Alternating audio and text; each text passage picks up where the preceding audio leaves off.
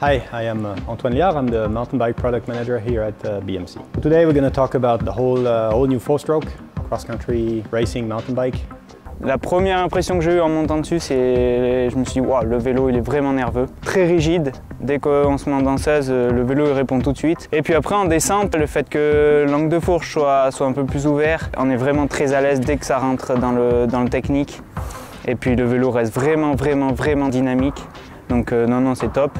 So in this project we focus really on 4 different core play fields in order to improve the current bike. The reason we wanted to look into this is that the dropper post those racers use today are not developed with the cross-country racing in mind. The difference with our approach is that first of all we integrated, so we do not have redundancy of components. A dropper post that you would buy off the shelf would have a tube in a tube that goes in your frame tube, so we eliminated a few of those parts. We went with a very innovative shape for the main tube. The sliding element would be not round but oval. Oval is always very strong in one direction and a little bit more flexy in the other direction, where we actually don't need strength. The other thing is also provides by this shape the guiding system into the frame. We will not use the key locks to keep your saddle in alignment with the frame, so we were able to eliminate a lot of components. So at the end of the integration process we are able to make a seat post that is integrated, and that's about 350 grams as a system, which is nearly 100 grams lighter than the lightest product from the aftermarket available today. Et ça fait aussi un peu une part de mystère. Quand on voit le vélo comme ça, on dirait pas qu'il y a une tige de selle télescopique. Donc non, c'est vraiment au niveau esthétique, c'est vraiment super beau. Ouais. Ça c'est sûr. We have an integrated 90 millimeters of saddle height adjustment, which takes place in this area. So basically, this is your seat clamp.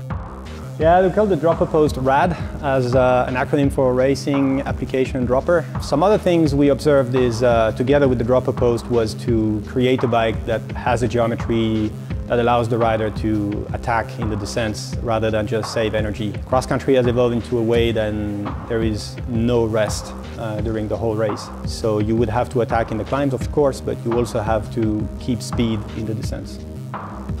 The major shift in geometry that we have done is to really adapt to those new needs, a shorter race format, and also a much more intense effort / skill set required. We slackened the head tube angle all the way down to 67.5 degrees, which is pretty radical for a cross-country racing bike. This is numbers we used to see on trail and enduro bikes. This is helping riders to just tackle at very high speed those rock gardens and steep chutes in the World Cup. Chainstays have been shortened to a very small number, 429. This was a requirement for the acceleration. We also increased the tire clearance. There is also a trend in going to fatter tires, even at the highest level of racing.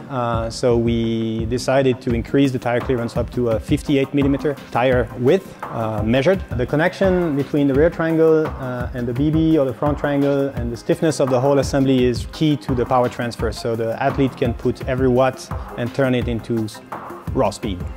Que ce soit une montée sur le goudron, du fait qu'il soit beaucoup plus nerveux, bah, ça va m'avantager. Une montée en racine, bah, le vélo, voilà, j'aurais quasiment plus qu'à pédaler. En descente, le vélo va plus vite, ou si on va à la même allure, bah, on fournit moins d'efforts pour descendre. Donc voilà, le vélo, non, il va vraiment m'apporter de partout. User-friendliness for us means that we're not all World Cup racers and we do not have a professional mechanic at our service every time. So there's a couple of details that we wanted to integrate to this bike. We went with a fully guided internal cable routing, which means you feed the cable through here and it will pop up exactly where it's supposed to be. The other thing we wanted to do is protect the frame from whatever event. So you would have, of course, an integrated chainstay protector from the top for the chain, but also the chainside plate, which is co-molded with the carbon fiber, so you will not lose it. It stays and it will stay. The other thing we wanted to also do is give it a little bit of protection for the top tube. In the event of a crash, we see many bikes damaged in the area where the handlebar or the shifter crosses the path of the top tube. So basically it's all hidden, but you would have a steering stopper. So if you do this, the steering will stop just before anything hits the frame. You will also notice that the down tube is very straight. This is a very good way by shape to gain stiffness and reduce weight. Of course, if we do not do this little kink to clear the fork crown, we have to find a way to protect it from the fork hitting the down tube. So it dubs as, the steering stopper dubs also as a stopper for the crown to hit the down tube. On this bike we also went with a full APS kinematics, which means that we have a lower link. This lower link can be exposed to projections from the rear tire, so we learned from the previous projects and did a small mud flap, designed a small mud flap that is very minimalist but highly protective in order to keep the mud and debris away from this key area of the frame. Impact Lab plays always a major role in the development phase of any new project. The capacity to produce prototypes for testing in a very, very short amount of time. Prototyping is not only making carbon fiber frames, it's also machining aluminum parts with a very high precision Swiss style in-house, so we can check functionality, we can check concepts very early in the process. C'est super beau, rien que déjà la tige de selle, comme j'ai dit, on voit rien. Donc tout est intégré, c'est magnifique. Le cadre, il est un peu avec des tubes un peu angulaires.